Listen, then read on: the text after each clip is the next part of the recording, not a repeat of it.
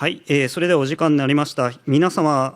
Now it is time, and thank you very much for coming in, participating in the hybrid seminar, which is titled Ukraine's Business Climate and Investment Opportunities. Thank you so much. So today, Mr. Asamoto will be working as a facilitator of JETRO.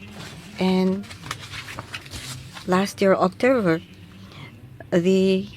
Mr. Shibata, of the director of the Kyiv office, he has been temporarily back to Japan and taking that opportunity under the cooperation of the UkraineInvest and Ukraine Embassy of Ukraine in Japan. We will hold a seminar to introduce the latest business environment in Ukraine. So there are several things I would like you to note. This seminar is a hybrid seminar online and both at on-site. And regarding the materials that to be presented, both the site viewers and the online viewers, we have sent you a mail, and that mail holds the place where the material is held. Please confirm. And the question could be sent over to us through the questionnaire form, both for on-site people and the online viewers. So for the online listeners, viewers, this questionnaire is also attached on the email that we have sent you yesterday. And people at the venue, we have a paper attached. Therefore, the paper holds the announcement of the questionnaire format and the survey. And because of constraints of time, maybe we might not be able to answer all your questions. Please do understand. And to your email address, we will be sending you a questionnaire. So thank you very much for your cooperation indeed. And first of all, as the statement from JETRO, Ms. Fuji-san will be making her opening remarks.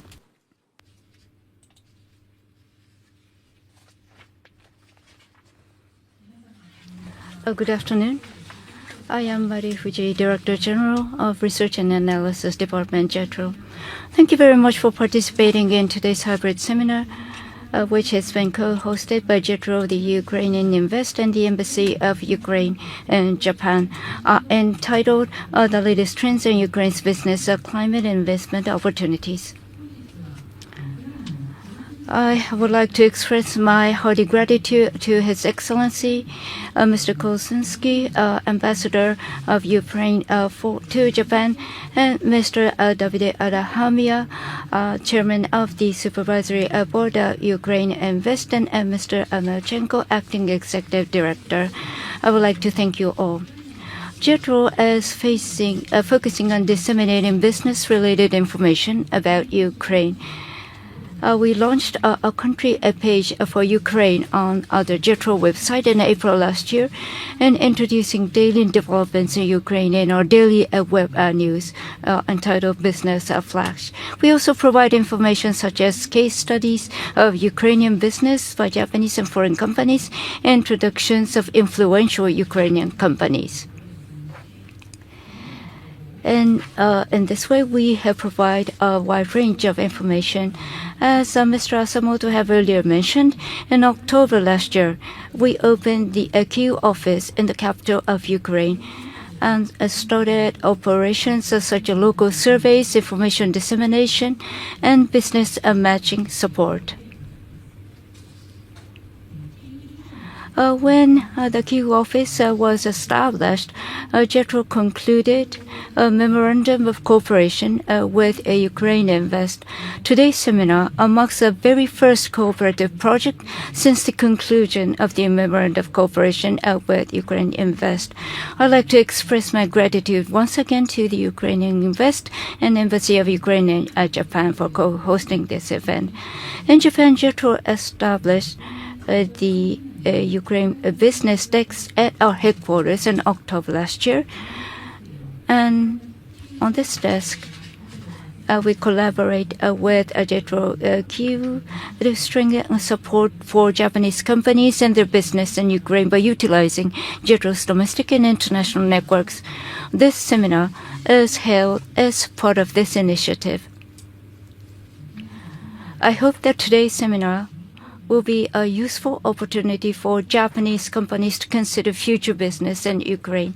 I sincerely hope that this will lead to expanding the relationship between our two countries in our economic and business activities. With this, I would like to close my speech. Thank you very much.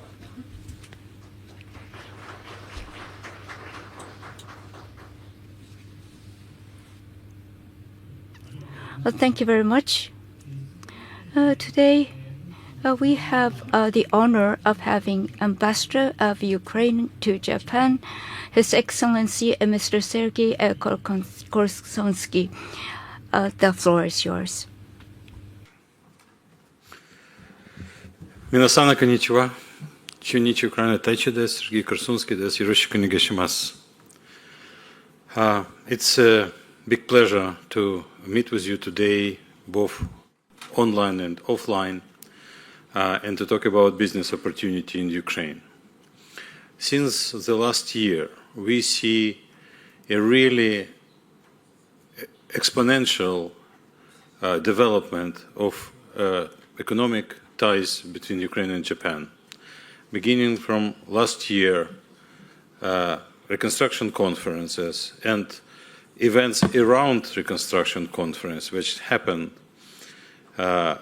we see extremely strong movement from side of JETRO to extend our cooperation from pure technical assistance projects managed by JICA for many years and very successfully to more private business, which we welcome. We remember that last year we saw 79 memorandums of understanding signed between our companies. In addition to that, we have seen several business missions to Ukraine. Many businesses from Ukraine visited Japan. Particularly in December last year, we have had a visit from First Deputy Prime Minister, Minister of Economy, and business and governmental delegation, and that was another round of discussions with the government and companies in Japan about possible cooperations.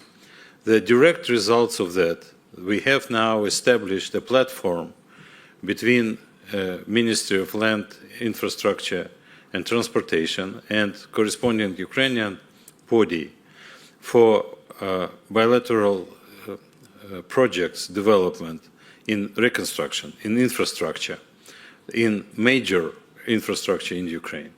Right now, we have, last week, we saw a big delegation from MLIT visited Ukraine, and they traveled through all the country, and that is extremely positive development from our side. That's what we want, that's what we ask, that's what we would facilitate.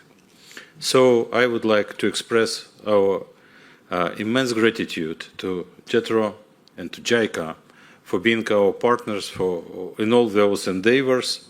And now we have next step to make. We have to turn to investment stage. You know, you read news, you hear about Ukraine many times on TV, and you know that it is now quite a complicated process of peace settlement. It turned out it is easy to begin a war. It's very difficult to end the war. And very complicated process is going on right now in Saudi Arabia, and it will be continued. But what is more or less clear, that we will see ceasefire and then peace coming this year already. And that is why I urged you since the last year to begin preparations for future investment and future projects. Let me bring a couple of issues which I see as very promising.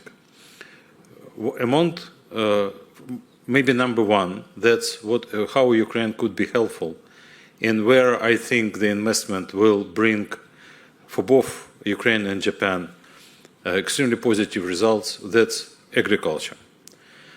Japan depends on import of food, you know that. And because of the different complications around Japan, supply of food could be interrupted, or because of climate change or natural disaster, there could be deficiency. I urge you to consider Ukraine as a strategic base for Japan in production of food.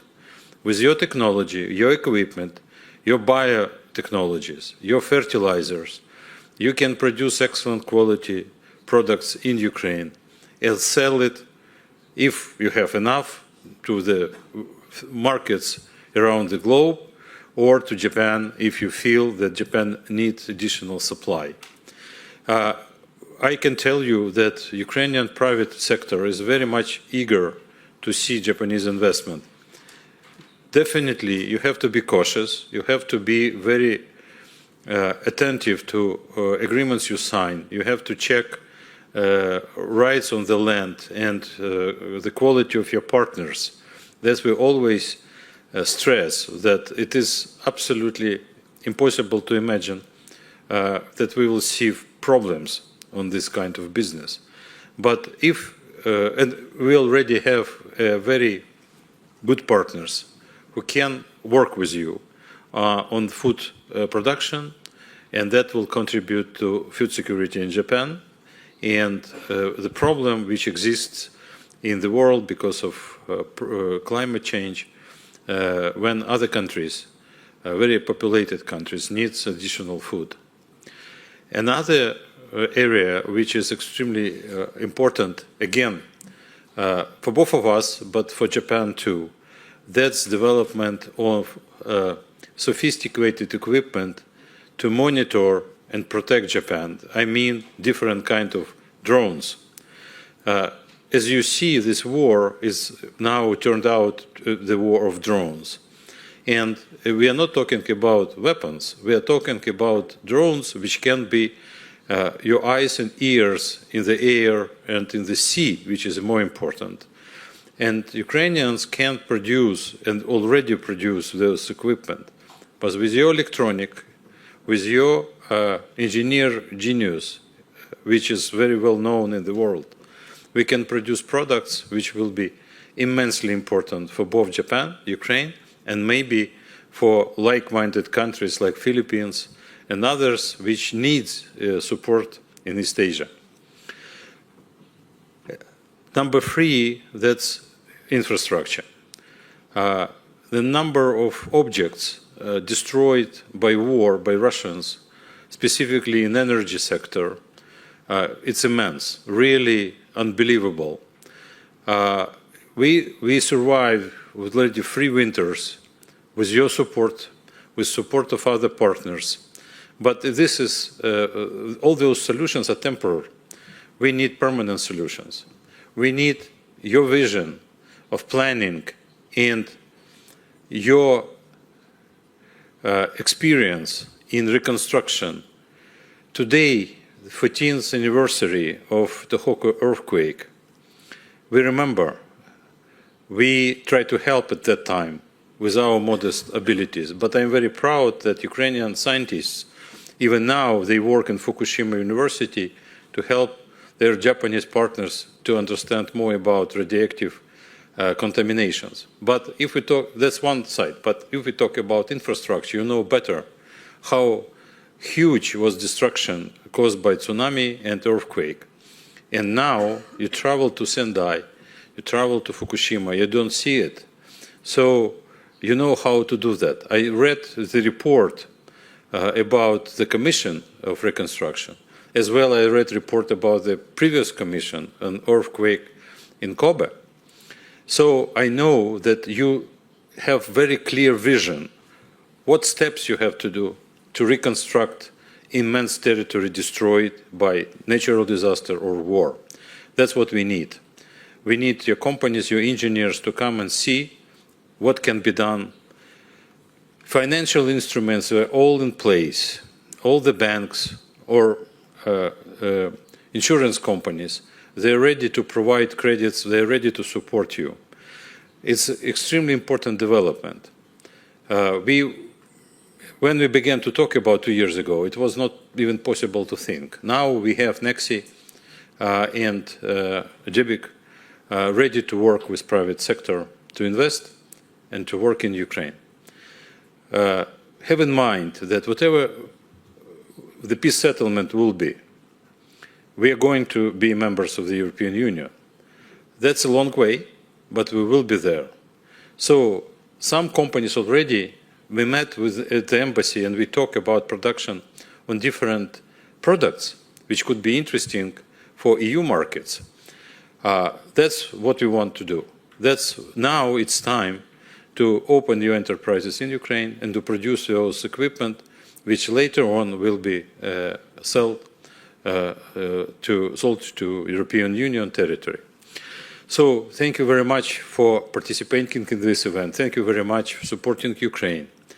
I know that you are not afraid to do business in such a difficult environment. You have had this experience in many countries in Asia before, and you know how to do that. Again, my extremely deep gratitude to JETRO and to JICA for immense assistance. You're lucky, you have in Kyiv 2 very professional offices staffed with highly qualified professionals. And that is, for you, it's a huge advantage. They can always advise you correct path to success. As to our embassy, we always, as you know, we have our door open for all of you. Me, or if I'm not here, the economic section, we would be very glad to advise you how to achieve success better. Thank you very much for your attention and good luck. Thank you.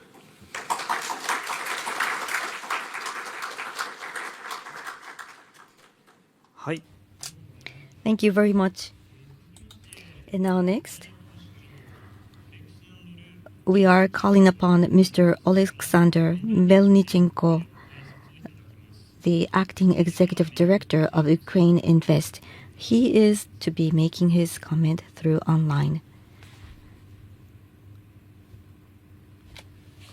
Dear representatives of Japanese business, today is the 1112th day of the Russian war in Ukraine. But still, we are talking about investment in Ukraine. Is this a terrific? No, it is a reality. The memorandum of cooperation signed between JETRO and UkraineInvest has laid a solid foundation for further development of our country's investment relations. March 11th marks the 14th anniversary of the Great Tohoku earthquake. We extend our deepest condolences and solidarity to the people of Japan, admiring their remarkable recovery and resilience. It's symbolic that this webinar dedicated to investments is held on this day of remembrance, reminding us of the global unity and hope born from tragedy. Even in adversity, human strength prevails. We present unique investment opportunities and tools in Ukraine for Japanese businesses. Firstly, Ukraine has a special law to help big investors. This law lets Japanese companies invest in Ukraine rebuilding right now, even while the war is still happening. If a company invests more than 12 million euros, they get special benefits. These benefits can cover up to 30% of their investment. Secondly, Ukrainian office UkraineInvest, a government agency providing free advisory, legal and analytical support to Japanese investors through their investment process. Today, investment experts we share successful investment stories and explain how to mitigate military risk through insurance. I believe today's webinar is the first step of the beginning of a strong partnership between UkraineInvest and Japanese businesses. We look forward to working with our JETRO colleagues to establish regular collaborating meetings. I invite you to visit UkraineInvest for dedicated investment project support. Thank you for your attention.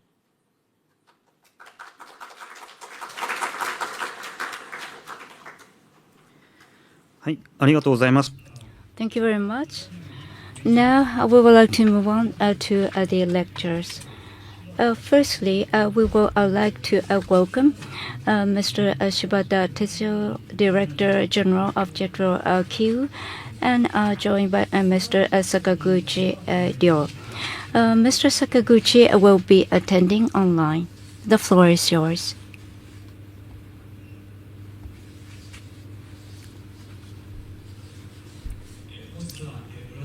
Thank you very much for attending today's seminar today. My name is Shibata. I am from Kyiv office. The time that is allocated for me is only 15 minutes, so I would like to just touch upon the key points. The ceasefire is now the hot topic, and the situation is changing by time to time. But business continues to evolve, even though there are challenges, because we also have opportunities. And through business, we will be able to make contributions to the reconstruction of the country of Ukraine. My name is Shibata. Nice to meet you all. There are 3 points that I would like to touch upon today. First thing is that we do not only battlefields, but we also have our markets. And secondly, the markets are growing. And there's a huge demand for reconstruction, and 50% of the Japanese companies is interested in that. And trends among Japanese companies, initiatives by the Japanese companies, and JETRO is the third point. First, please look at the map. Of course, in the eastern region and the southern region, the fight is fierce, which is indicated in the orange color. But on the other hand, it doesn't mean that the war is not at the same level across the country. When we look at the war situation, it differs depending on which part of the country you are talking about. In the capital, Kyiv and Lviv, the citizens is now living a life amongst the war situation. So please look at this snapshot. The top 2 photos is from Kyiv. It's such a beautiful scenery. Even though the war is going on, there is a congestion for the people who are commuting, and even though there's alarms for the missiles, everyone stays calm and responds to the situation. The bottom 2 photos is from Lviv. Even though the offensive of Russia, the business is going on as usual. In recent days, the foreign investment is now being made into this region. Also, a new industrial park has been established. This is the high-end department store in Kyiv. As you can see, everything is available because many commodities will come in from countries around the world. This is a high-end supermarket called Lusupo. Marine products, vegetables, and fruit is imported from countries around the world, as well as Japan's whiskey.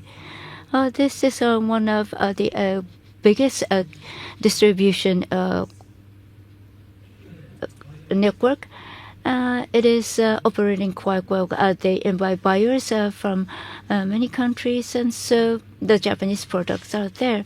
What I want to emphasize is the fact that they are looking for Japanese partners, and also they are in need of functional materials, diapers, cosmetics, as well as the disaster preparedness materials, so as to respond to disasters. By utilizing these markets, even though the war is going on, they can get some comfort. Japanese restaurant is also quite popular. It is one of the cuisine that they can enjoy in their daily life. Sushi that you will be able to see, the ingredients come from various parts of the world. Tunas from Spain, both from air and the sea. Ramen is also popular. Co-working places also actively utilized. Vivac, Legions. So there are many people who are waiting for vacant co-working places. IT industry is booming. This is called Unit City. In a way, it's slightly similar to Osaka and Nihonbashi, which means that the urban and local area is developed in an integrated manner, and at the same time, this is a place where people from around the world will gather. Now, let's look at the basic information. It is one of the large city in Europe. The area is more than 700 times bigger than Japan, and it has a population of 3 million. It is adjacent to Belarus, Russia, Romania, Bulgaria, and so forth. And now about the politics. The law stipulates that presidential election cannot be held under the martial law, which means that President Zelensky will continue to be in this position, even though he was been criticized by the American president that the election has not been held. He has clearly stated that if security is to be guaranteed, he is ready to step down. Now about the economy. Even though it has tentatively dropped significantly after the war, but now it is successfully adapting to the war situation. We have both opportunities and also issues.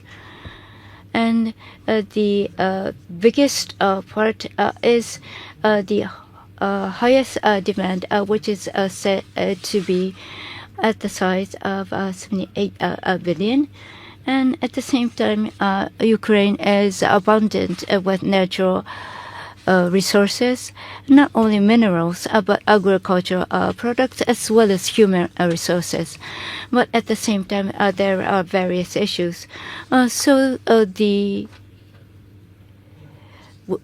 Going forward, it is how to utilize the opportunities while mitigating other challenges. Let's look at the major KPIs.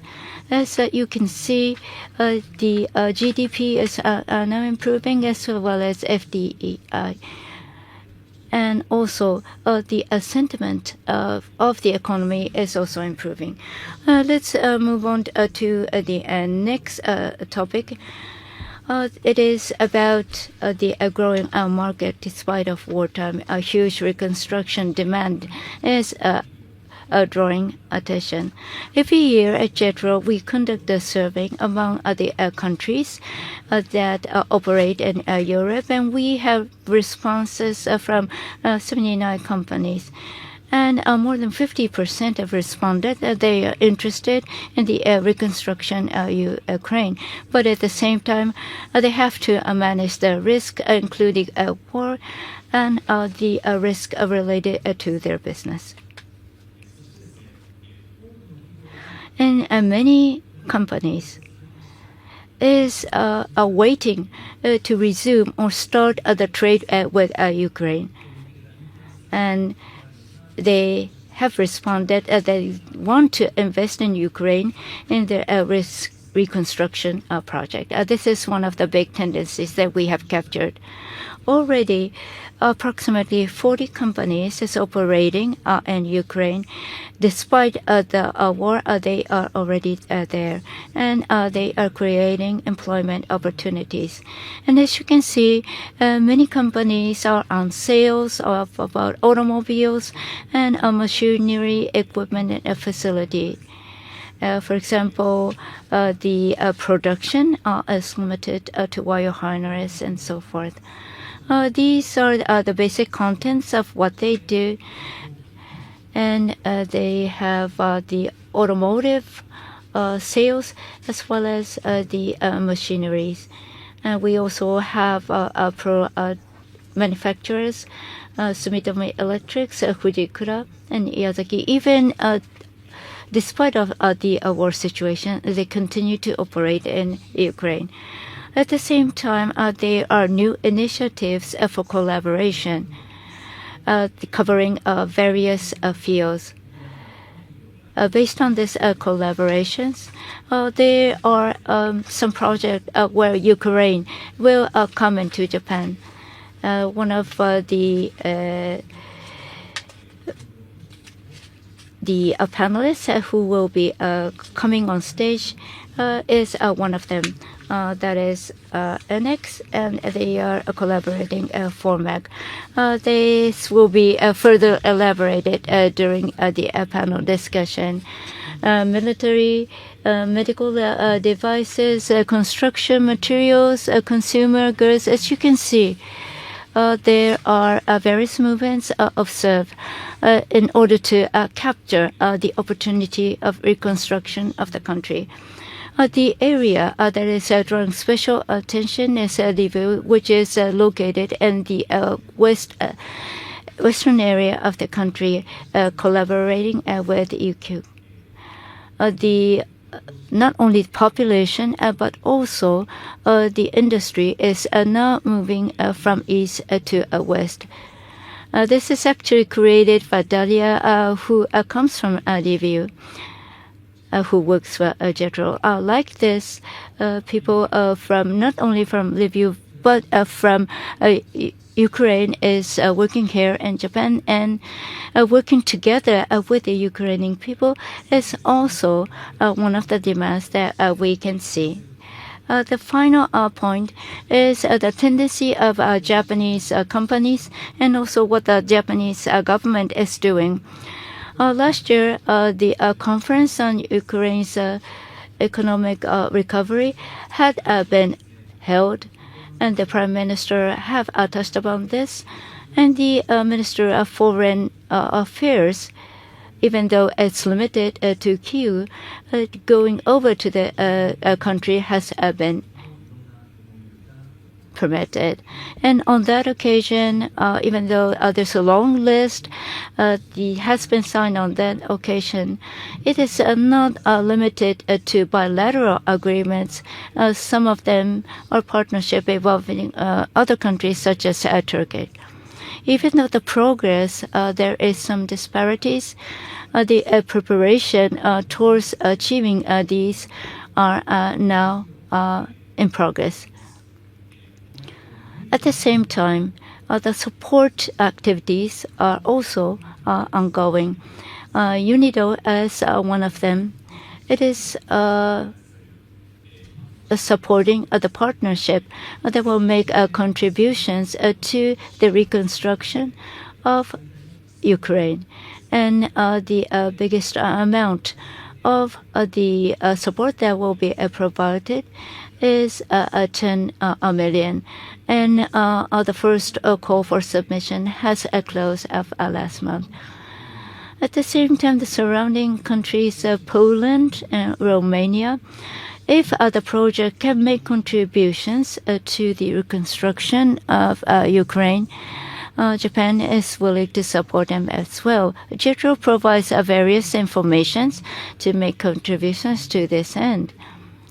while I'm here, Sakaguchi-san, who is still in Ukraine in the Kyiv office, would like to give a short report on what's going on the ground. Are you ready to give your report? Thank you very much for your introduction. I am Sakaguchi, the coordinator at Kyiv office in Ukraine. The office had been established in October last year, and I am here in this office. I will like to use 2 short slides to explain what is actually going on. In January and February this year, the atmosphere was quite optimistic.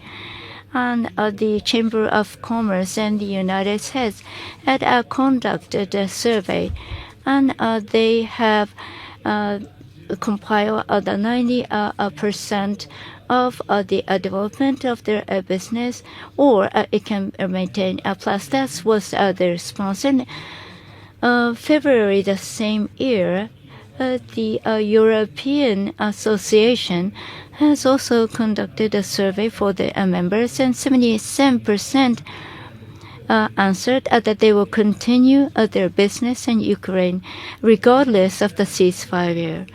Like this, the companies that operate in Ukraine now continue their business and making efforts to post profits, which was quite optimistic. However, these surveys were conducted before the conference held between President Trump and President Zelensky. And now let's look at what happened after that. And the survey that conducted in September, 84% of the nationals have answered that they believe that U.S. is friendly, but this number have dropped significantly to 13% after the conference and question. Like this, the sentiment of the Ukrainian people towards the United States is deteriorating. And at the same time, the support fund towards Ukraine from the United States has already been suspended. Like this, the relationship with the United States is deteriorating. On the other hand, the relationship with Japan and the EU is now being focused. Thank you for your report. Finally, I would like to summarize that even though the politics is also making progress, business is also progressing, because we have people visiting our office in Kyiv. Even though it's going to be quite difficult for them to get the internal approval in their companies, but we are ready to provide all the necessary information and explanations, and seeing is believing. So please visit Ukraine and see the actual situation. We have created a business delegation to Ukraine twice last year. I hope that you will utilize these kind of opportunities to get to Ukraine. And I will be here in Japan for several days, so please get in touch with me. Thank you very much. はい、ありがとうございます。 Thank you very much. And now next, we would like to call on for the Ukraine side. We are now calling upon Ms. Ella Nelha, Senior Associate Legal and Regulatory Policy Department of UkraineInvest. She is to be speaking under the title Investment Incentives for Foreign Companies in Ukraine. The floor is yours, please. Hello to everyone. My name is Ellen Elga, and for nearly 2 years I have been part of UkraineInvest team as senior associate in the legal department. I am honored to be here with you today, and I would like to express our gratitude for Japan's support during these challenging times.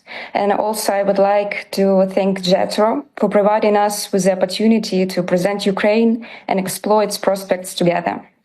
In my presentation, I will provide a general overview of the investment incentives that Ukraine can offer to Japanese businesses. Also, I will provide an outline of state support for investment projects with so-called significant investments and for state support of industrial parks. Additionally, we will find out the advantages of each program and consider information about the Ukrainian war risk reinsurance facility. On February 13, 2021, the Ukrainian Parliament implemented Law number 1116, aimed to provide state support for investment projects and create favorable environment for attracting significant investments. This law introduces a range of incentives, including tax and custom benefits, infrastructure support, and simplified land leasing terms. For example, investors are eligible for income tax exemption for 5 consecutive years, as well as exemption from value-added tax and custom duties of new equipment. Additionally, there is a land tax exemption available. These incentives can be combined, offering substantial benefits to investors. The state offers the opportunity to reimburse up to 30% of capex. For example, an investment of 50 million euro may result in a reimbursement of 4.5 million euro. Or, for example, if you invest 30 million euro, you can receive a compensation of 9 million euro. The enhance of partnership between the state and investor, the parties, the government and the investor sign a special investment agreement. This agreement concludes for up to 15 years and outlines the rights and obligation of both parties and provides guarantees for the investor. For more detailed information about the program, our recommendation of phased project preparation and the application procedure to participate in the program, please scan this QR code. As I mentioned before, the law on significant investment was adopted in 2021, but in practice, the program launched in the spring of 2024 due to the full-scale invasion, and this delay was also related to the decision to reduce the requirements for investment projects and to expand the industries covered by the law, which necessitated amendments to the both legislation and bylaws. As a result, we have successfully concluded 2 special investment agreements, totaling over 95 million euro, and now we are assisting in the preparation of approximately 30 more projects. Well, what are the requirements to the project? First of all, the total investment should be more than 12 million euro of capital investments, excluding value-added tax. I also want to mention that it is possible for a few investors to make an application together. Secondly, the project should be implemented within 5 years after signing of a special investment agreement. However, the law provides the possibility of starting the implementation of project before 18 months of the application to the Ministry of Economy, and thus we have 6.5 years to implement the project. According to the next criteria, the project should include the construction of new facilities or the modernization of existing ones. At least 10 new jobs should be created. And on the right side of this slide, you can see the list of industries covered by the law. Regarding the projects that have been signed special investment agreement, one is being implemented in the agro-proceedings sector, and the other is in tourism. The next slide and next support program that I want to tell you about is about industrial parks. By scanning this QR code, you can find our guide on state support in industrial parks. The state offers incentives for 3 groups involved in industrial parks: the initiator of incorporation, the managing company, and the members. Members can benefit from exemption related to income tax, value-added tax, custom duties on new equipment. Additionally, they will receive infrastructure support and assistance in obtaining necessary permits. The main requirements for members are registration within the industrial park, conducting economic activities that align with the park's concept, and signing an agreement with the managing company. Hence, the main advantages for members of industrial parks are tax and customs exemption, the opportunity to buy and lease land lots within the industrial park, availability of required infrastructure, simplified permitting process, reduced cost for energy, logistics, and the ability to combine with other governmental incentives, for example, the state support of significant investment or the legal regime of DS-City. A few words about DS-City is a unique legal regime for IT companies in Ukraine that will provide tax benefits, more flexible employment, better intellectual property rights protection, etc., for not less than 25 years. In the upcoming slide, we will explore the industries that are defined by the state for the above-mentioned programs. On the left, we highlighted the industries incentivized under the law on significant investments. And in the set, you can see the industries that fall under both regulations on significant investments and on industrial parks.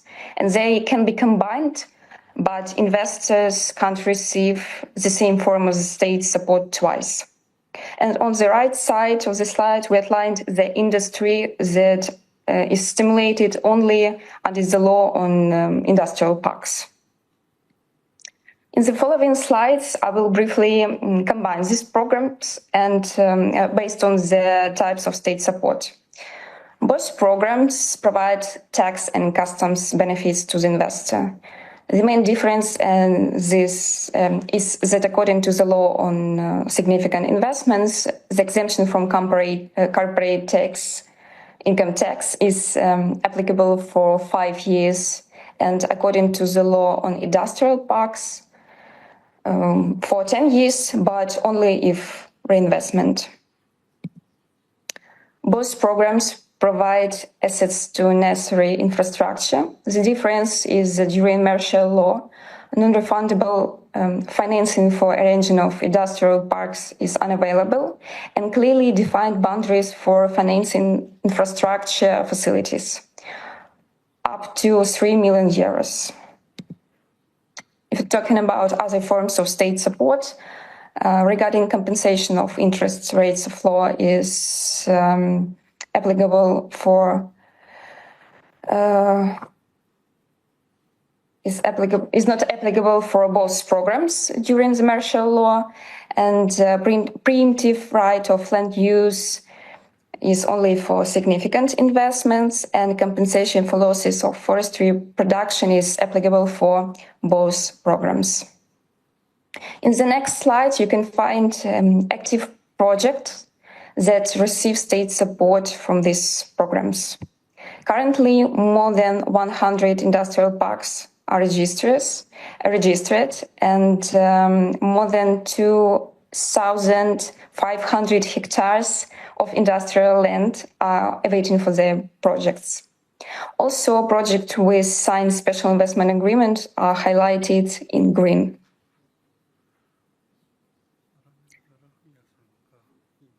The war on the territory of Ukraine has continued for 11 years, and for 3 of them were full-scaled.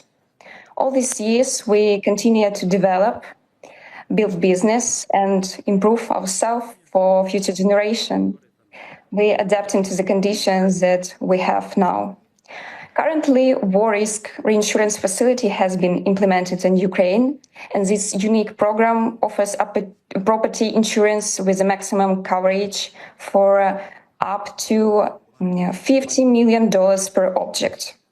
According to the analytics provided by the insurance company AREX, since October 1st, 2023, they have insured more than 320 objects with a total value of $145 million. During this time, only 3 claims were declaimed. According to the war risks in Ukraine data platform, more than 65% of Ukraine's territory has no damage. And what does it say to us? Ukraine creates comfortable conditions for investors, and strives to become the best version of itself. We have many talented people, natural resources, and land. Investments and risks are internal concepts. But the key question is what the result we will achieve. In the era of evolving global markets, Ukraine presents a completing opportunity for strategic investments. And despite current challenges, we're actively reforming our economy and create more favorable investment climate. That's why, dear Japanese business leaders, representatives of companies, we are open for you, we are waiting for you, and we are hoping that our joint cooperation will bring the best results for both Japan and Ukraine. Thank you for your attention, and let us, UkraineInvest, be your partner in unlocking new opportunities in Ukraine and happy to explore potential of Ukraine. And we can provide support in partner research, location selection, and consulting on conducting businesses in Ukraine. Thank you.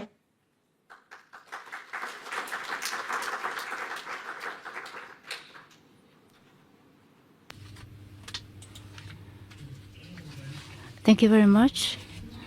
Now, we would like to invite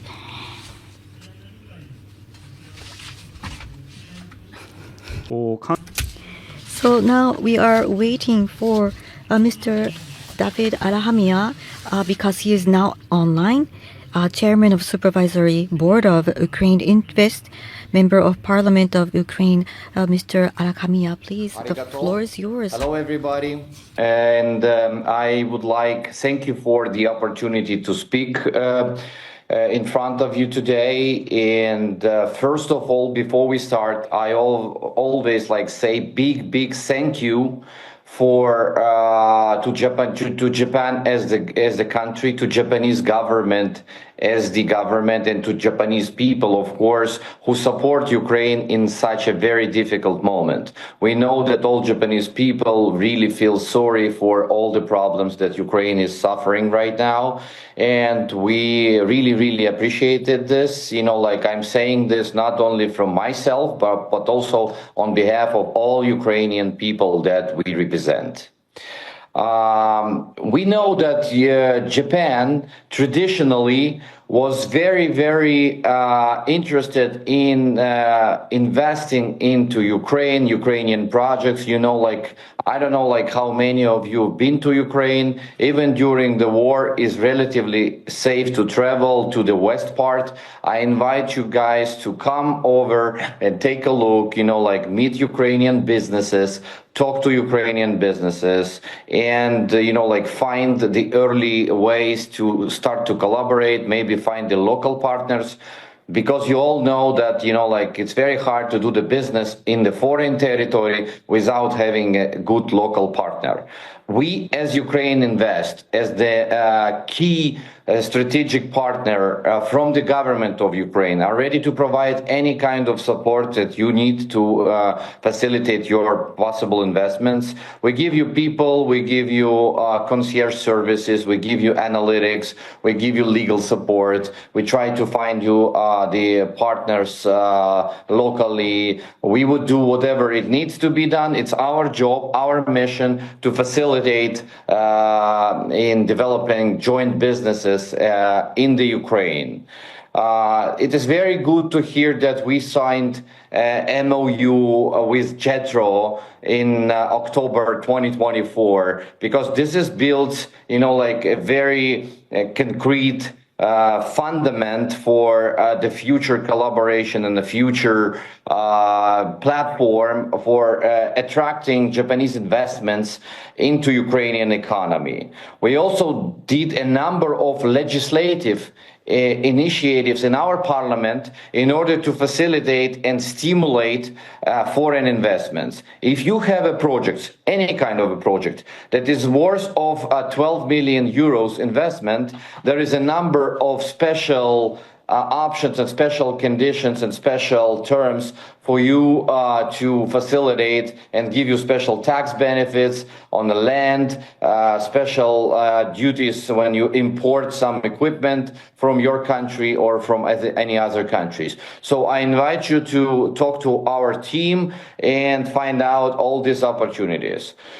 We also we have a very good opportunities to invest into energy. You know, like that the war destroyed a lot of energy in Ukraine, and we need to reconstruct this energy. So a lot of energy opportunities as a project are open right now. I know that Japanese people like investing into infrastructure. We have a lot of things that been destroyed. So right now we need to recover those, you know, like there was a lot of place for the private capital open. And traditionally, Ukraine was very, very good, one of the top 3 in the world for agriculture, any kind of agriculture, and for IT services. You know, like we are number 3 country for the export potential for IT services.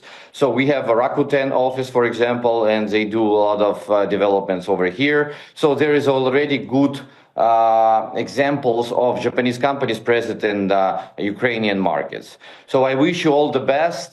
Thank you very much for participating in this webinar, and let's have a productive discussion today. Thank you.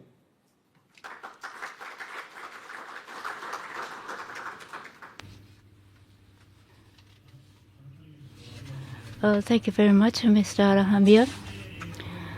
Next, we would like to move on to the next presentation.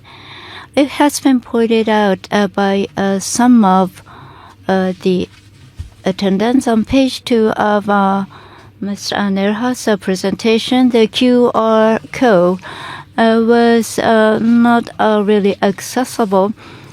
So when we provide the archive streaming, we would like to replace it with a correct QR code. Next, we would like to welcome Mr. Maxim Bondarenko, head of the Investment Advisory Department of UkraineInvest. Under the title of UkraineInvest Results 2022 and End of 2024. The floor is yours. Konnichiwa. My name is Maxim Bondarenko. I'm a head of Investment Advisory Department of UkraineInvest.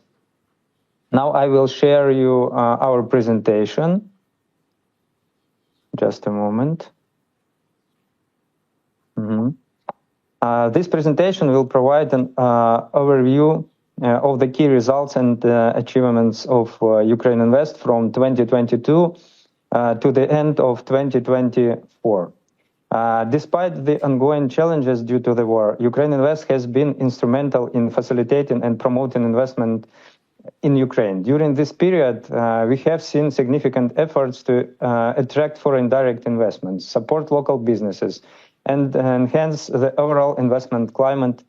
In the following slides, I will walk you through our main achievements, the impact we've made in various sectors, and how we've navigated through adversity to showcase the resilience and potential of Ukraine as an investment destination. Turning to our results from 2022 to 2024, we have made substantial progress in several key areas. Firstly, we have attracted an impressive 1.8 billion euro in investments, demonstrating the ongoing interest and confidence from both domestic and international investors despite the challenging environment. This influx of capital has been critical in driving our economic recovery. In terms of job creation, we've successfully facilitated the establishment of 9,463 new working places, further contributing to the revitalization of local communities and the labor market. Our commitment to supporting investors is reflected in the 97 million euro invested in various projects, with an additional 1.7 billion euro currently in progress. This illustrates our ongoing efforts to foster economic growth through strategic investment partnerships. Furthermore, we have been actively involved in organizing over 12,000 meetings and providing more than 4,000 consultations to assist investors in navigating the investment landscape in Ukraine.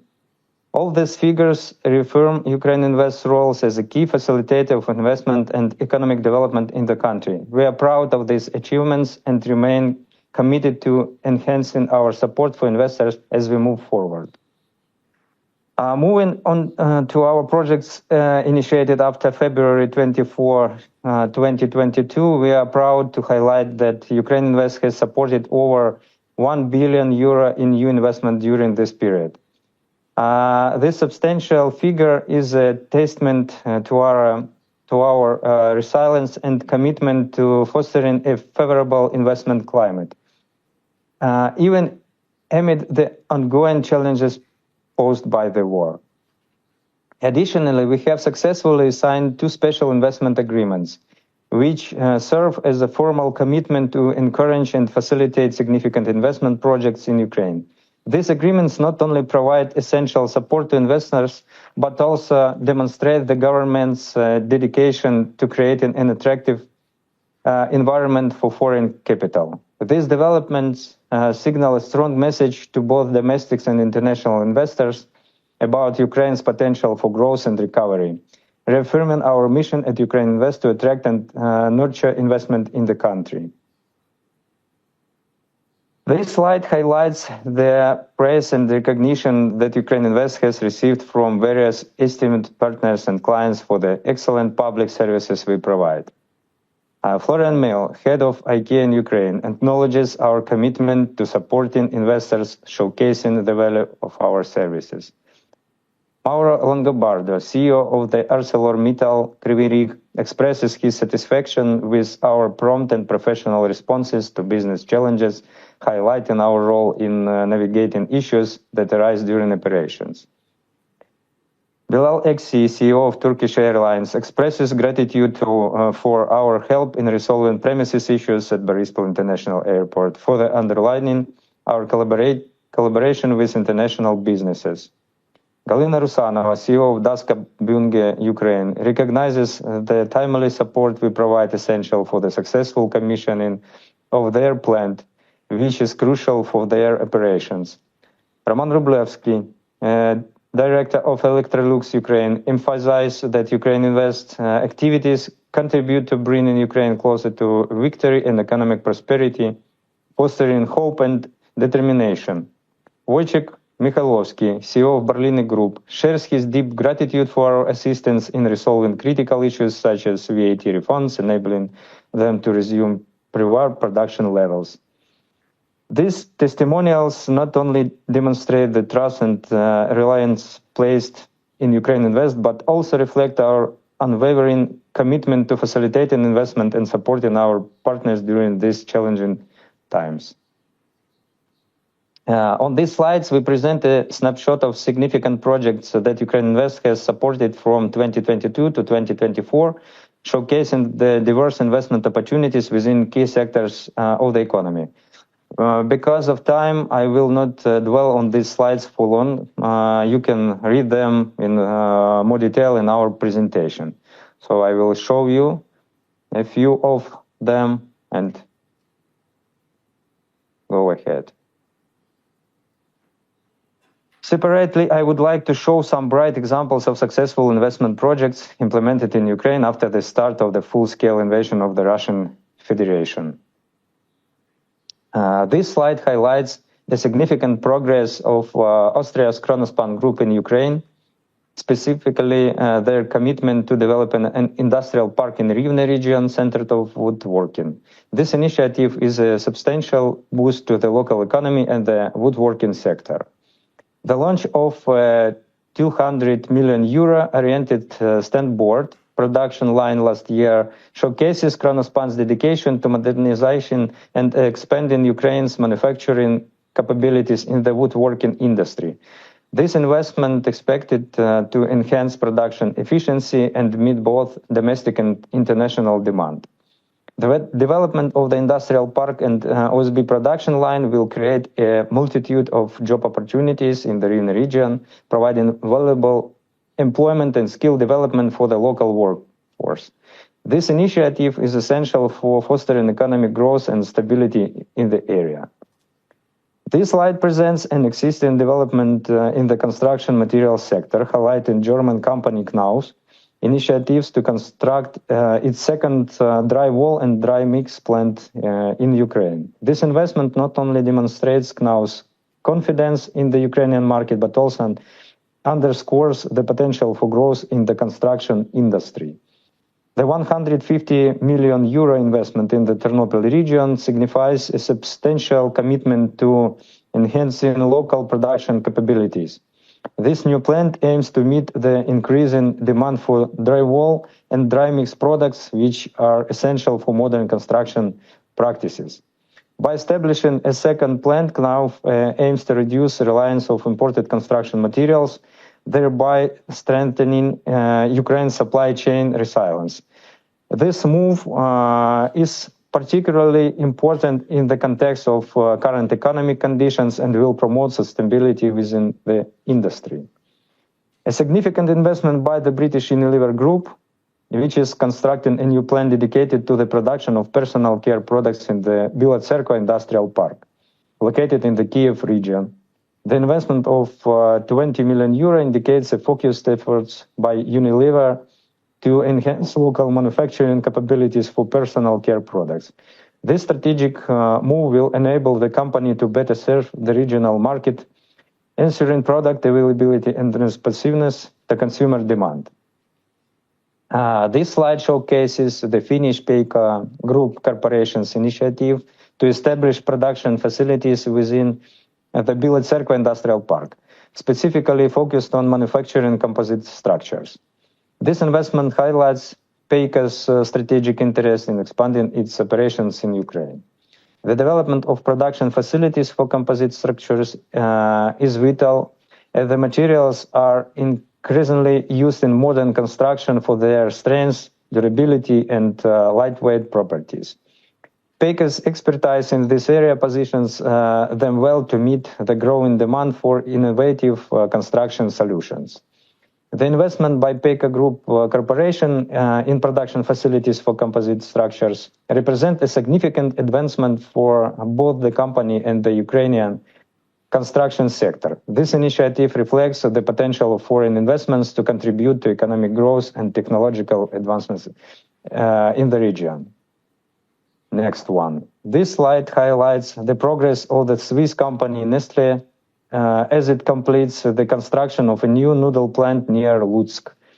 With an investment of approximately 40 million euro, this project reflects Nestlé's commitment to expanding its operational footprint in Ukraine. The establishment of this noodle production facility is particularly important as it aims to meet the growing demand for convenient and nutritious food options in the region. It also aligns with Nestlé's focus on delivering quality products that cater to local tastes and preferences. The next one, this slide highlights the successful opening of a gypsum mix plant by the French company Saint-Gobain in Prikarpatia. The establishment of the gypsum mix plant is a significant development as these products are essential for construction and renovation projects. The plant's operations will likely support local supply chains and enhance the availability of construction materials in the area. The new gypsum mix plant is expected to incorporate environmentally friendly practices and responsible sourcing of materials, contributing to more sustainable construction practices in the region. On this slide, you will find our contact details. The UkraineInvest team is eager to assist Japanese companies with all aspects related to investing in Ukraine. We look forward to the opportunity to work with Japanese companies offering a wide range of services to help you navigate the Ukrainian market, find reliable partners, and implement your business ideas. Our team of experts will provide personalized support and assistance throughout the investment process, allowing you to focus on growing your business. If you have any questions or require further information, please do not hesitate to reach out using the provided contact details. We are here to listen and discuss the details of our potential collaboration. Thank you very much. Thank you for your attention.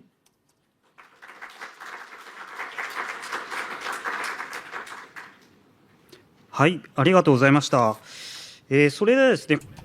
you very much.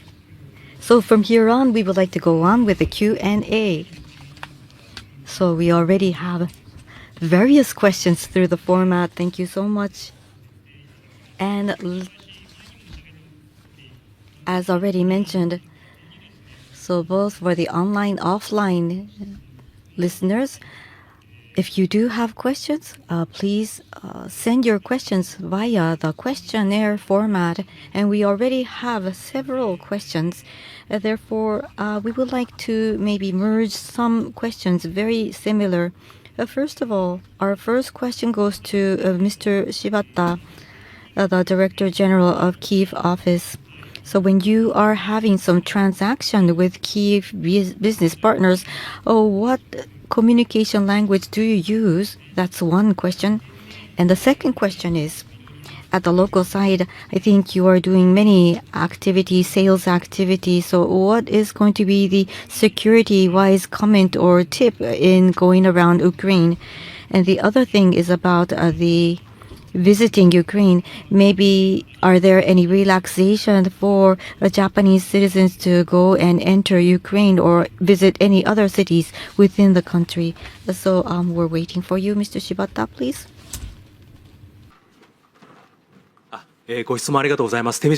Thank you very much. I'll be very brief regarding the language. As far as I can communicate in many important meetings by English while saying that there's many people evacuating from Ukraine to Japan, and there are movements that these people are now having jobs in Japan. So those are very, very valuable people. Therefore, maybe we can hire them too. And there's a Japan Center in Kyiv, supported by Japanese government. So Japanese people are also here too in many numbers. Therefore, maybe we can find a supporter from that. And regarding security issue, the foreign ministry has guidance open. So when you are coming over as a business, one of the tips that the Ministry of Foreign Affairs says is that always partner and always act along with the security companies personnel. And when, because of a wartime, there could be some emergency war alarming. Therefore, alarm has different sounds, and you know and you understand what kind of an attack is coming over. Therefore, you have to be very vigilant in order to understand what is happening around you. And around the control of visiting Ukraine, Japanese businesses are saying that maybe if the relaxation of coming into the country is more relaxed, they want to, for instance, visit Libya. However, the conditions are moving day by day. So maybe it's not myself to comment this, but it is difficult to make judgment when are we able to visit those countries or cities. And if the condition changes, JETRO Kyiv office is committed to send your information. So regarding the 3 points I have answered, maybe not. Thank you very much. Moving on to the next question. Even though the details is not listed, it is a question about the environmental issues in Ukraine. I would like to ask these questions to Ms. Nerha or Mr. Mondarenko about whether there is the environmental issue in Ukraine. Would you like to answer this question, Ms. Nerha? To answer this question, and thank you for this question. This topic is important for us, and I appreciate your understanding that I'm not an ecologist or a specialist in this field, but however, I have gathered some information that I believe may be helpful for you. Yesterday, the Ministry of Ecology and Natural Resources of Ukraine provided updates following the OSCE briefing, and as of early of 2025, over 7,000 environmental offenses has been recorded, causing losses of 82 billion euro, and significant damage included the destruction of Kakhovka Dam, the poisoning of the same river, and major oil spill in the Kerch Strait. And nearly of 25% of Ukraine's territory is contaminated with explosives. Additionally, 740 water facilities have been damaged and requiring an estimated 7 billion euros for restoration. The war has emitted over 230 million tons of CO2 equivalent, exceeding the annual emissions of some European countries. And Ukraine has developed 7 methodologies to assess war-related damage to water, land, forest resources, and air quality. And we're seeking for technological support and expect assistance to restore ecosystem and prevent future environmental threats. And we also appreciate the support and assistance provided by JICA in the fields of humanitarian demining. And we have significant work ahead in the ecological sphere. Thank you. はい、ありがとうございました。それで Thank you very much. And next, I think this is also for the UkraineInvest. It's about the CE mark. It's about the safety criteria in Europe, I suppose. So how is it, or when will it be that you are going to be accepting CE mark? And if you are going to be accepting CE mark, which is the impacting area of industry? So the industrial robotics, do you have any sales expansion forecast? So I just read the question as it writes. So are there any comments from your side, please?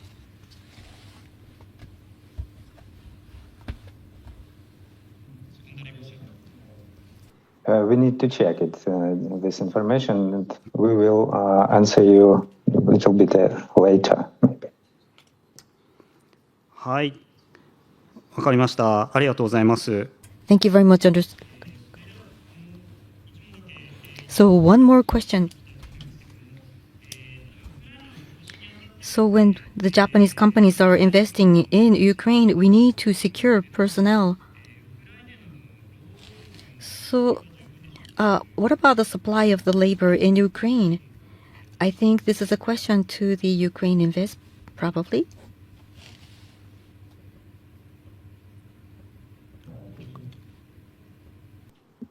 There's a question about supply of labor. そうです。Yes.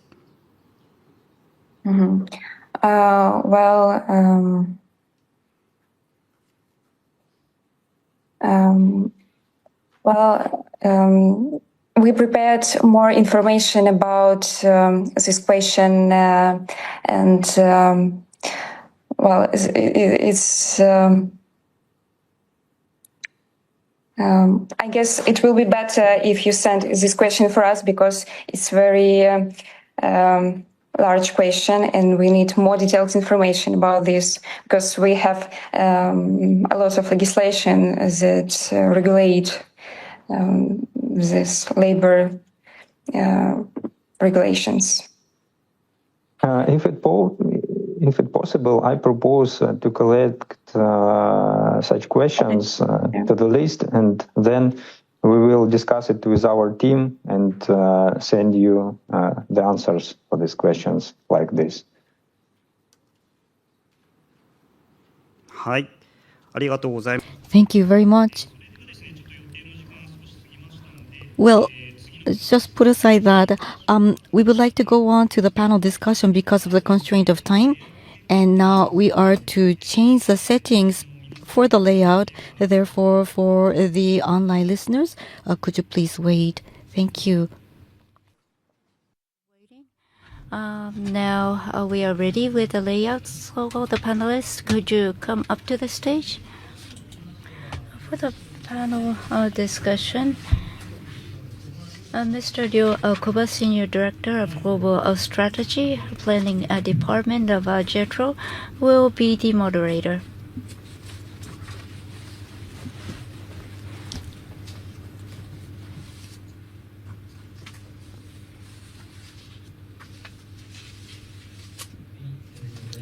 Thank you very much.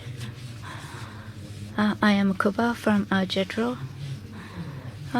Without further ado, I would like to invite all the panelists who are making contributions to the economic recovery of Ukraine and ask them of their views. Firstly, I would like to introduce the panelist. Sitting next to me is from Central Europe, partner associate leader of Japanese service group, Mr. Wataru Takahashi.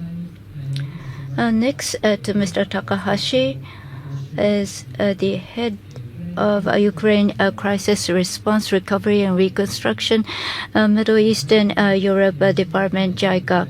Mr. Kotaro Tanaka, he was also the head of the Ukraine support team at the Japanese embassy. Next to him is from Itochu Corporation, Senior Coordinator, Construction Machinery Section, Mr. Shigeru Kono.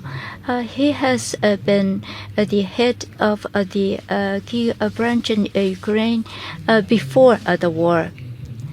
And from the second from the right is from Nikko Express Holdings, General Manager, Global Business Headquarters, Business Strategy Division, Mr. Yuichi Nakagawa.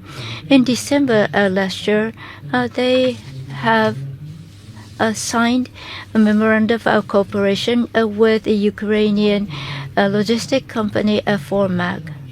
And the lady in the very right end is from JETRO, Ms. Shibata, European Division, Research and Analysis Department. She was also in Warsaw until last year.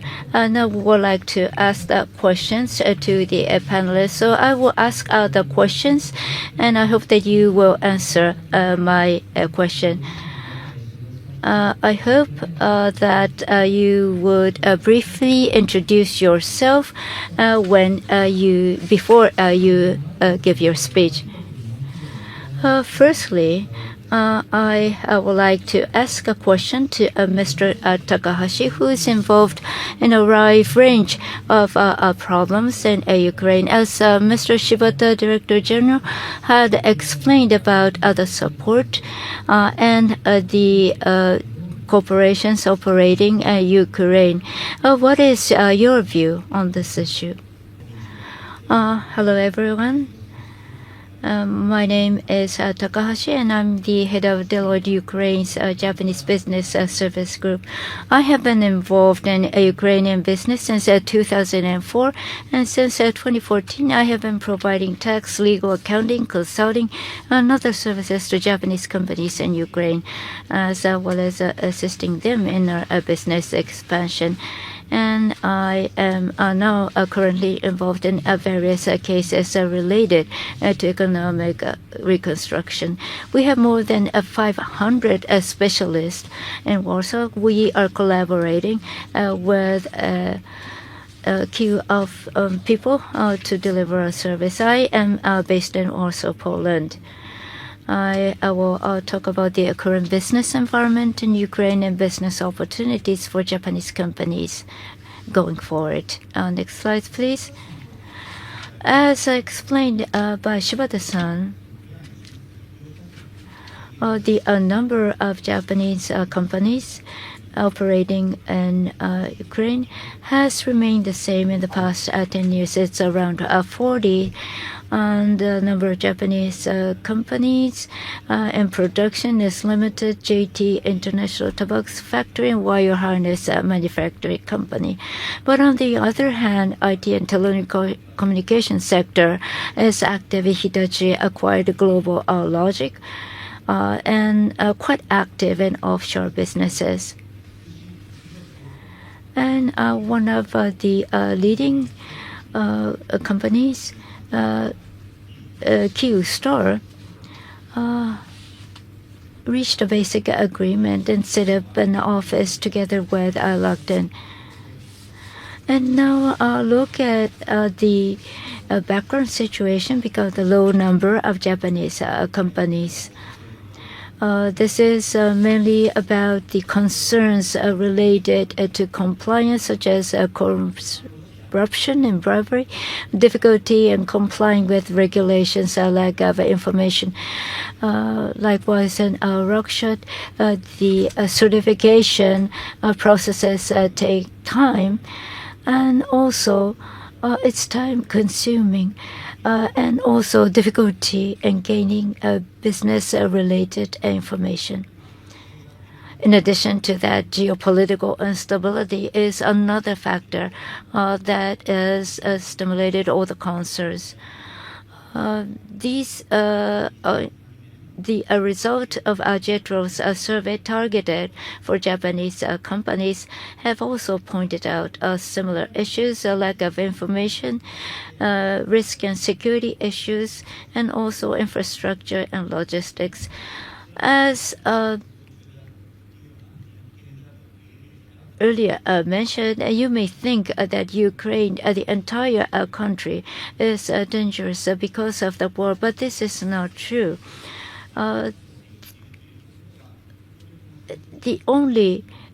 The limited area, mainly in the eastern regions, is the place where the daily operation has been suspended.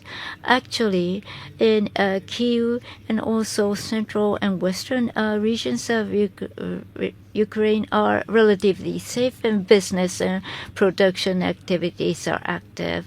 Supermarkets are abundant and commodities, restaurants are open. Logistics is also very active, and trucks are always lined up at the Polish-Ukrainian border.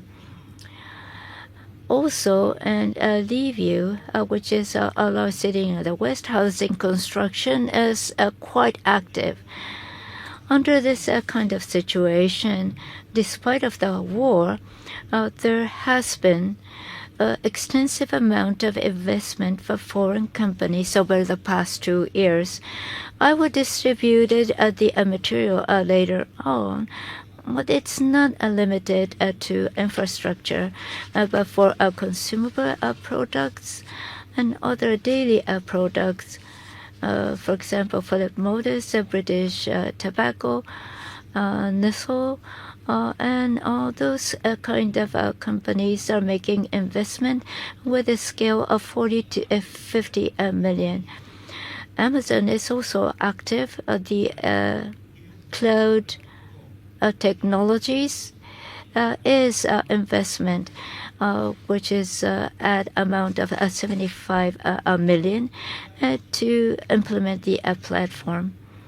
However, making inroads into the Ukrainian market does accompany risk. You need some thorough analysis and preparations.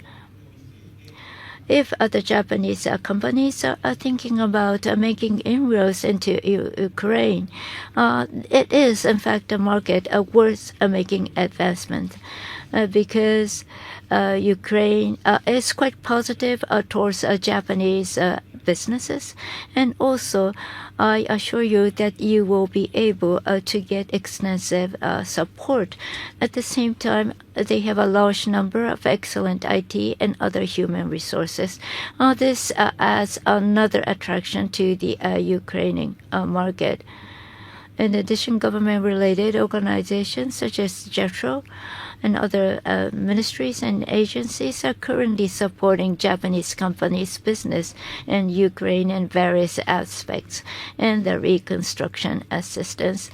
I believe that the assistance and support system is ready for all of the companies. There are many forums and also seminars, but you have to make sure that the thorough background check is carried out. These can be carried out in a phased manner. For example, at the level of making investment operation, these needs to be carried out at the respective levels, and this is extremely important. Lastly, the most promising businesses for collaborations include agriculture, food, IT, logistics, and many others. For IT, there are great potential in the startup companies, and business matching is also taking place. In the European market, there are some companies that with strong technologies that are already operating, and these kind of basic achievements will be useful. In addition to Kyiv, Lviv in the West are the areas that you should focus on. These are the areas where the IT companies is concentrated, and also close to the border with Warsaw, which makes them the hub for logistics. Also, it is possible that it can be a core area for rehabilitation in the medical field. That it was my brief explanation. Thank you very much for your very comprehensive presentation on the opportunities and the challenges. Now let's break them to the other areas. We have the granted aid and also the interested focus. So let's go on to the next speaker, who is Tanaka-san from JICA.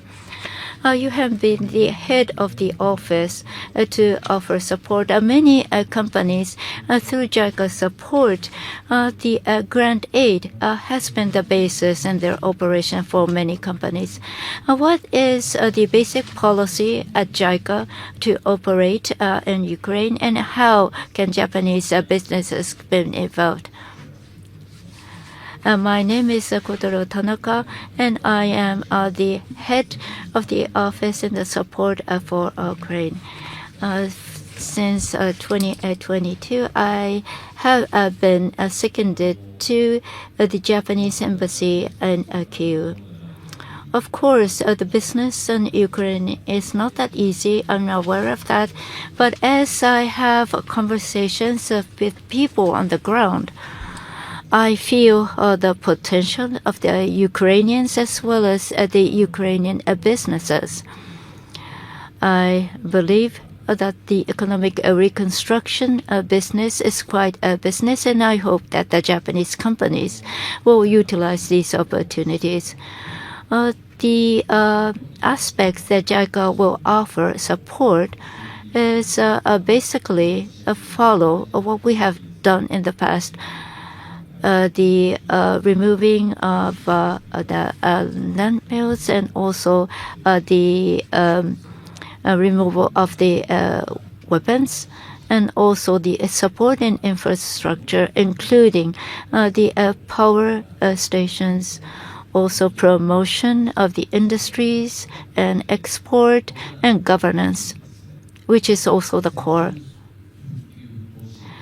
The recovery and support during wartime is something that is quite new for us. We have not done it in the past. The point was to be prompt without any complicated construction measures, but instead provide the necessary equipment and facility in a good timing. If that is granted aid, that was the point.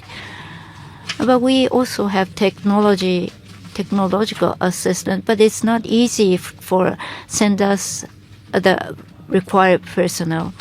We can, in that case, we utilize third nations or the online initiatives. As we move towards ceasefire and the end of war, then when these kind of needs are required, the scale will be more extensive. And we would like to offer the necessary support in the range of JICA's framework, but to provide prompt remedies without taking time.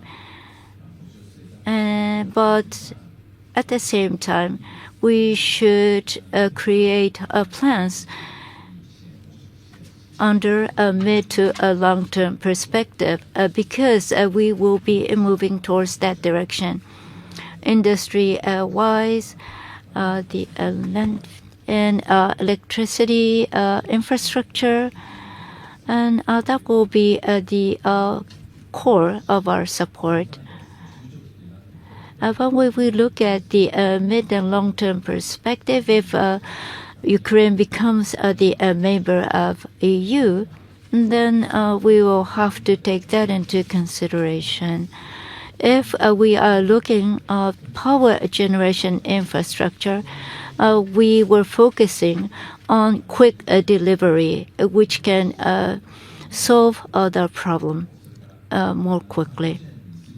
For the support that we provide for the industries, because we are from Japan, we will look at the Japanese companies, how they will make inroads and how they will collaborate with the Ukrainian counterparts. We will continue to focus on this, but at the same time, we will look at the made in Ukraine product, which will focus more on production plants on ground of the Ukraine soil.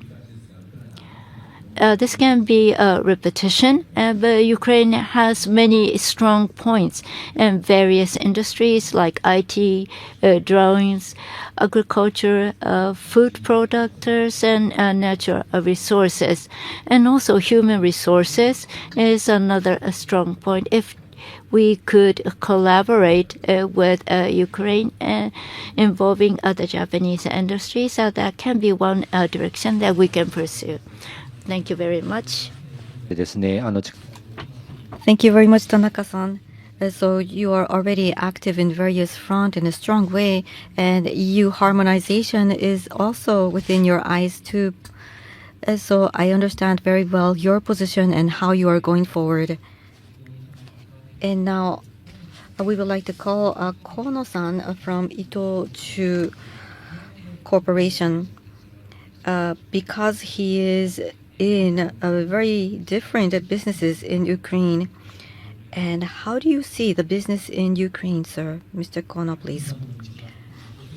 Hello, ladies and gentlemen. My name is Shigeru Kono of Itochu Corporation. So I would like to introduce myself. Starting 2019, I've been seconded at Ukraine Kyiv office, and 2022, just before, the aggression started, I just came back to Tokyo, and ever since that 3 years, I am stationed in Tokyo office, but then I have been supporting the Ukraine Kyiv office online. And then in 3 years, it was difficult for me to go back to Kyiv because of the policy of the government. However, I was able to take participation with the government and private mission. And then last year, I went to a JETRO business mission. And so, member of that mission, I went to Kiev. And during the war, Kiev has been changing. And although the country is in wartime, in order to win over the war, the citizenship is moving and economy needs to be moved.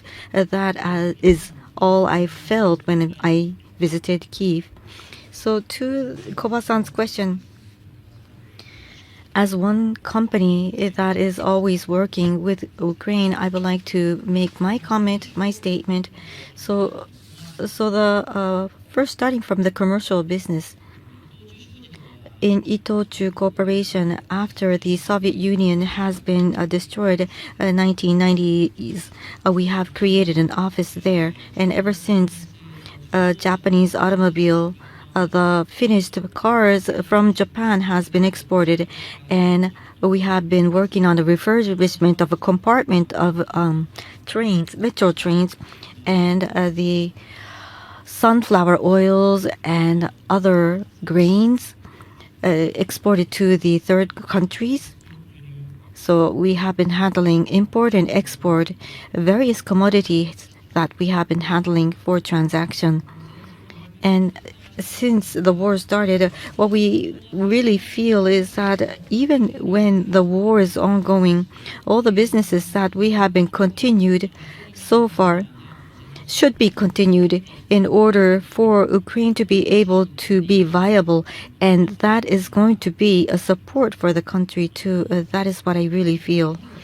So in Japan, everybody is stuck and binded by the big tragic news. Many people think that it's impossible to have business in Kyiv, but then during the war, I visited 2 times. And the public transportation, supermarket, restaurants, they're on operation. So the mission for the private and the public sector, one member said that, I cannot imagine that this country is in war because things were going on so well. And it's truly so. After the aggression, as everybody knows, the logistics of the Ukraine is a harbor of Odessa facing the Black Sea. So right now the port has to be closed, therefore logistics had to be stopped there. However, because there is a large demand of transaction, and as a discussion, Romania or else Poland, maybe the nearby adjacent port could be having an alternative route, and we developed that. Therefore, after 2 to 3 months, we started our business, and then the business is still ongoing. And during the wartime, trying to keep on the business, the company needs to be very cautious and vigilant as a company, because the Japanese company, the Japanese government, Nexi side is now having the compensation as a policy. However, the policy of the company says that even if there's the Nexi support, we cannot be so overlooking the situation, and all the order from the company had to have a restriction, such as the logistics beyond the Black Sea needs to be transported by the customer side. And I have Tanaka-san just next door, and ever since 2022, JICA has been having a launch of ODA supporting Ukraine, and that is a big support for the Japanese company working in the country as well. So in details, starting 2022, the emergency phase 1 reconstruction fee has been accumulating like 900 million yen already, and it was a grant aid. And for the electricity generator for heating and transmission and distribution, or undermining the land minings. Various machinery has been procured. Unfortunately, we ourselves are not able to go into the country. So, although because of those reasons, we are only supporting by sending the machineries. However, during the wartime, it's probably very difficult for all the companies to send such large number of machines and equipment. Ukraine is connected within other European nations on land. Therefore, automobiles or heavy machines, such manufacturers, those Ukraine was dominant by the European companies because they were connected by land, and other companies like CE or the CO2 emissions or the safety standard issue. So even if we Japanese makers has the product, they cannot straightly bring it over to Ukraine to have it compatible. So in ODA right now, after the war, for post-war, having the Japanese businesses trying to be par in the Ukraine area against the European companies, I think the ODA support means a lot to support the Japanese companies in Ukraine to compete with the European side of the company. But after the reconstruction, after the ceasefire, I don't know if there's going to be an active Japanese company coming into the Ukraine because geological issues, such risks are not going away immediately. And if that happens, it is very difficult for a Japanese company to take 100% risk, such as the return of the investment, or else maybe going through and working through the project to the end. That's a big risk. Therefore, I have a request to the Japanese government. So as a Japanese company, so for the reconstruction of Ukraine, we also would like to be supporting such as infrastructure investment project, and I myself want to do that. However, to start off, maybe the yen loan or the JBIC finance, the public finance that has the color of Japan, should be put in place in order to promote our activities too, and that is my great request. Personally, and maybe it's just my own gut feeling, but before the war, most of the Japanese people were speaking that Ukraine was a backyard of Russia, or else part of Russia. So after this reconstruction work has been launched, public and the private sector of Japan could be supporting the reconstruction of the Ukraine. And by gaining the support of the Japanese government, Ukraine could be a very large emerging market for Japan, which has never been so in the past. And that is all from my side. Thank you so much. Thank you. Thank you very much. JICA's support of Japanese companies from ODA have led to various Japanese products machinery delivered to Japan, also including finance. The government initiative is something that is expected, and also for the loans as well. The active business activities that have been introduced. Next, I would like to ask Nakagawa-san. In order to promote business in Ukraine, one of the challenges is logistics. And would you like to explain the current situation and also the initiatives that your company is doing? Nippon Express Holding is a company. My name is Nakagawa. Nice to meet you all. Our relationship with Ukraine, I personally, is the participation in the mission as part of the mission in the opening ceremony. And that was the only opportunity that I've been to Ukraine. As the company, as ambassador and other guest speakers has pointed out, what we experienced in the past to come back with natural disasters, which still is the case right now. We, Nippon Express, was the designated logistic operator who delivered the relief materials to the areas affected by the disasters. Also in other countries, for example, JICA's projects delivering the stockpiles of disaster relief materials, we also work on their project.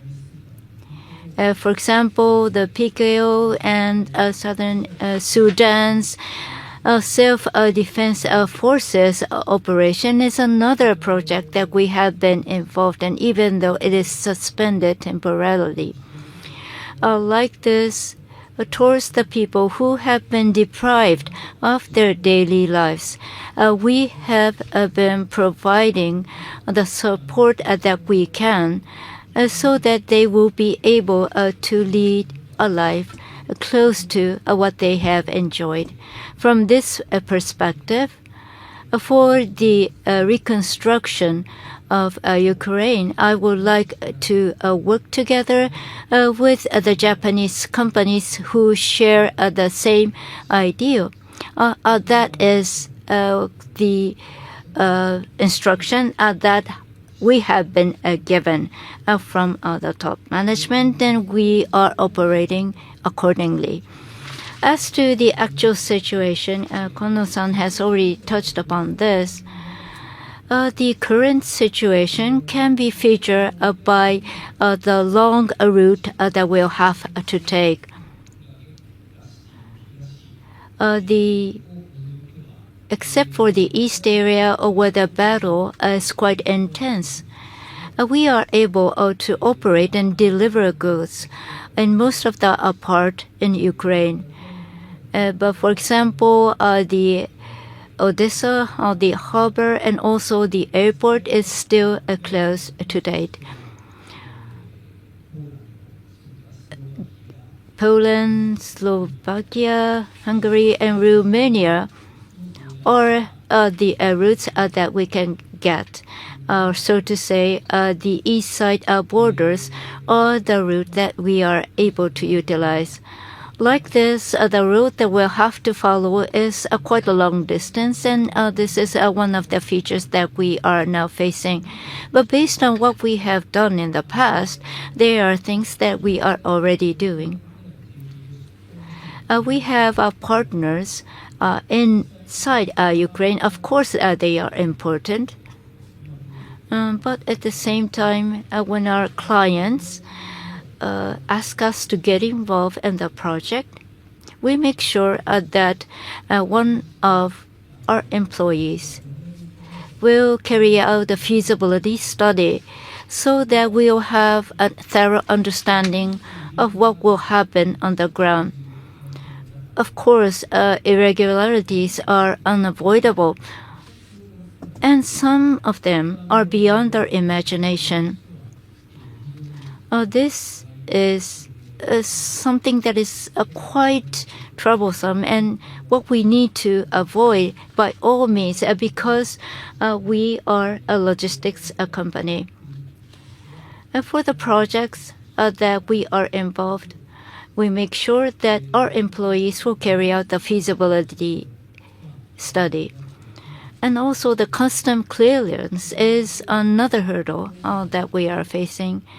We have to cross the border from Poland and Ukraine, and we have the custom posts in more than 10 locations. We make sure that our employees will directly have a meeting with the persons in charge of this custom post, so that we will be able to have a clear understanding of the required procedure and processes. So in response to the volume and the type of commodities which is required by our customers, we can identify which post will be most appropriate. We also have the transport using railroads, but with combining these, we strive to realize the ideal route for transportation. I know it's defined difficult, but we find a way, as our company motto says. And we are determined and all united to provide the best solution that we can. Please get in touch with us if we can be of some help. Thank you. Thank you very much, Mr. Takahashi. I could understand the real situation in Ukraine. そうですね。皆様に So everybody has been mentioning about the reconstruction business of Ukraine, and there's various aspects to this. JETRO will be sending out communication, which is our role to play. And so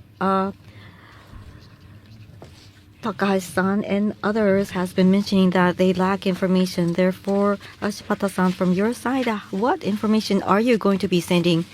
Hello. This is Shibata, working in the political and economic information sending in JETRO. And underneath Mr. Shibata, I am looking over the Ukraine and Poland and the 3 Baltic countries.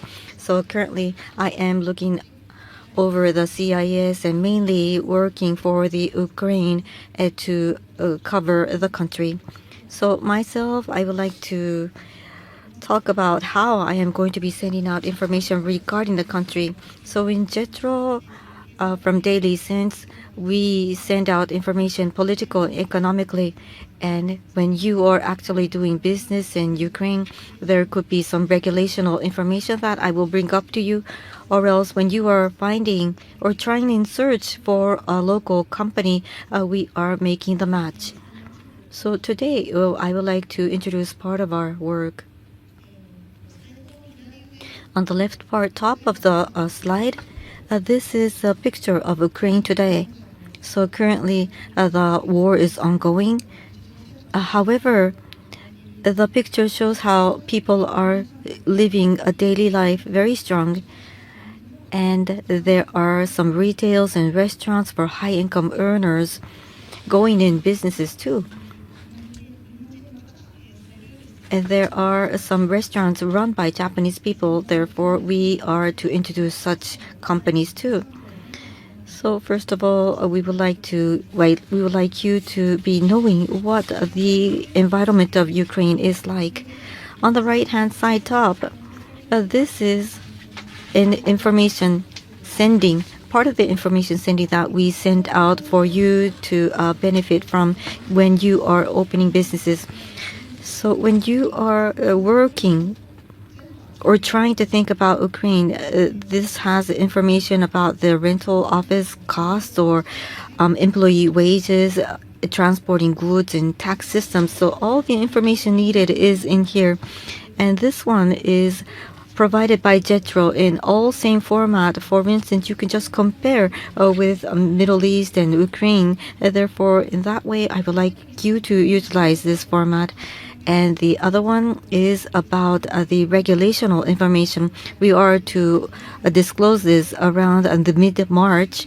And this is regulations and rules summarized for you to use. For the items, it is about trade or else the foreign currencies or else way to open companies or else procedures are introduced.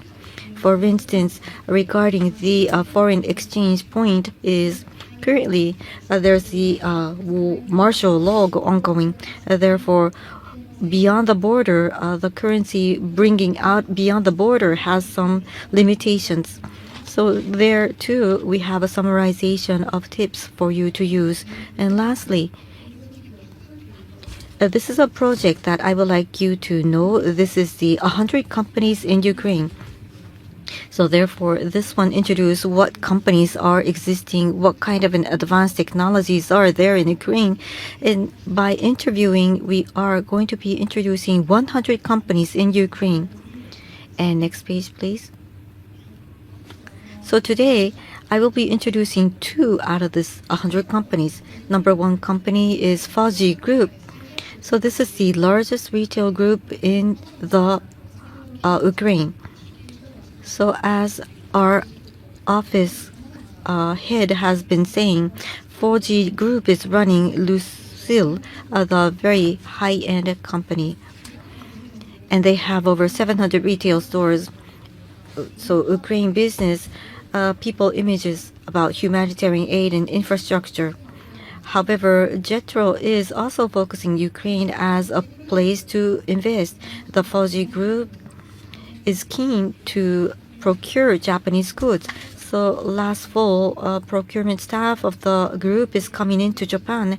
And today, there's a Food X exhibition held in Tokyo. And Fuji Group has been visiting that event. So as far as I know, I've been arranging various meetings, such as including food and non-food products. I am trying to support and negotiate multiple Japanese companies in order to meet the Ukrainian companies. So now there's a questionnaire coming in how to procure and bring the goods over to Ukraine. So it's about the logistics company. So I would like you to know that there are leading Ukrainian buyers who are keen to work with Japanese products. And the right-hand side is the picture of a drone UA. So maybe you might know well. So since 2022, Ukraine had to defend their nation. Therefore, because of that, drone industry has developed. And this company is one of the major company in the country. So they have a strength in collecting information and making analytics, mainly within the agricultural area, and operational efficiency and overall solution is provided by the company. So I will not go into details. However, their evaluation is very high. They are recognized very high. So in March 4th, NASA robotics. So the company has been becoming a robotics supplier to NASA. Other than such companies, there are many leading companies that I would like to introduce to you. So this project is going to be lasting for 3 years and will be covering up 100 companies. Therefore, if you have any companies that you have in mind, I would like to be making the meetings together. Thank you very much, Shibata-san. And definitely please use the JETRO's meeting device. And now we are overrunning the time already. However, we have been having so much questions received. Therefore, we would like to just take up 2 out of the remaining questions. So number 1, usually under wartime, the spare parts and things when working within Ukraine, it could be very difficult to be able to procure. So how is it that we think and forecast that the companies working in Ukraine have difficulties in procuring their parts? So how are you trying to make this happen, the procurement not being sectionalized or stopped? So from Itochu, please. So probably the intention of the question is about trying to procure some materials from overseas, or else maybe procuring in the country. However, I'm not quite sure, therefore, regarding the in-country procurement. Therefore, I will not be able to answer that. However, procurement from other nations, maybe it is not limited to the procurement of a machinery. However, in one case in Itochu, what we handle is, for instance, for Ukraine, Japanese foods or chemical materials are bought, and right now we still have maintaining the businesses. However, what they procure is not necessarily that we Itochu is delivering the material into Ukraine. For instance, the food materials are brought over to the harbor and ports in the Baltic 3 nations, and then the company running the company within the Ukraine will be going over to the port to pick up. Or else the European storage, the customers will be coming over to pick up the materials. There are several companies like that, clients like that, and because the country is in war time, so simply said, the supply chain maintenance of the Ukraine companies are limited. That is unquestionable. However, while saying that, all the companies are making great devices in order to keep on with the businesses. I'm not probably 100% answering, but this is the case that we handle. Thank you. And question to Mr. Tanaka. We have a question about the removing the landmines. The question was asked by a person who is interested in aquaculture and food processing. When it comes to the land use for agriculture, it is quite possible that there are landmines in this area. So as an entire country, if you are aware of the situation, or what about the situation? Generally said that 1/4 or 1/3 of the land is filled with buried landmines. This area is equivalent to half the area of Japan. It doesn't mean that there is surely be a landmine buried in that area. It only indicates the risks in this area. Implying that it will not be easy for people, including the farmers, to get into this area, which will make it difficult for agriculture to be developed. By utilizing the technology that's already widespread, it will take a century, which is just an imaginable length of time. For this purpose, we need innovation, technological development, including the utilization of drones, and that is the intention of Ukraine. And we at JICA is willing to make the contribution that we can offer.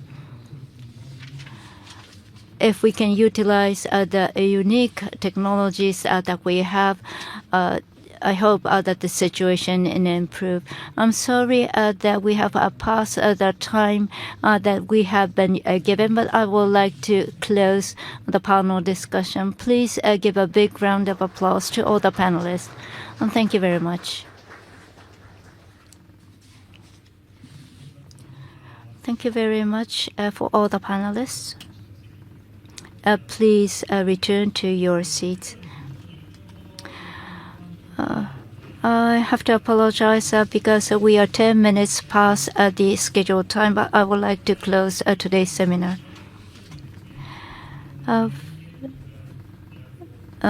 Mr.